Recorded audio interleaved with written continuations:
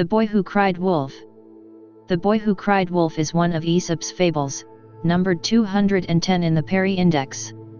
From it is derived the English idiom to cry wolf, defined as to give a false alarm in Brewer's Dictionary of Phrase and Fable and glossed by the Oxford English Dictionary as meaning to make false claims, with the result that subsequent true claims are disbelieved. The tale concerns a shepherd boy who repeatedly tricks nearby villagers into thinking wolves are attacking his flock. When a wolf actually does appear and the boy again calls for help, the villagers believe that it is another false alarm and the sheep are eaten by the wolf. In later English language poetic versions of the fable, the wolf also eats the boy.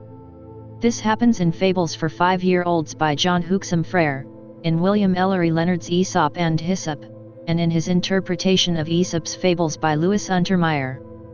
The moral stated at the end of the Greek version is, "This shows how liars are rewarded, even if they tell the truth, no one believes them."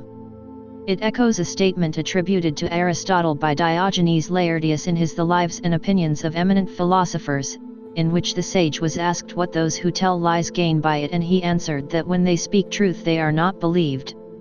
William Caxton similarly closes his version with the remark that men by lev not lyghtlyhym wick is known for a leer.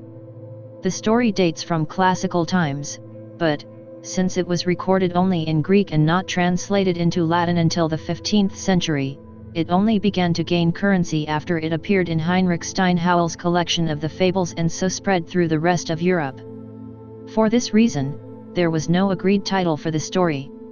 Caxton titles it Of the Child Wick Kept the Sheep, Hieronymus Osius The Boy Who Lied, Francis Barlow of The Herd Boy and the Farmers, Roger Lestrange A Boy and False Alarms, and George Filer Townsend The Shepherd Boy and the Wolf.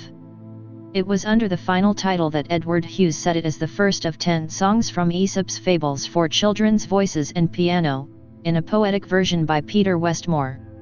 Teachers have used the fable as a cautionary tale about telling the truth, but a recent educational experiment suggested that reading The Boy Who Cried Wolf increased children's likelihood of lying. On the other hand, reading a book on George Washington and the cherry tree decreased this likelihood dramatically. The suggestibility and favorable outcome of the behavior described, therefore, seems the key to moral instruction of the young. However, when dealing with the moral behavior of adults, Samuel Croxall asks, referencing political alarmism, when we are alarmed with imaginary dangers in respect of the public, till the cry grows quite stale and threadbare, how can it be expected we should know when to guard ourselves against real ones?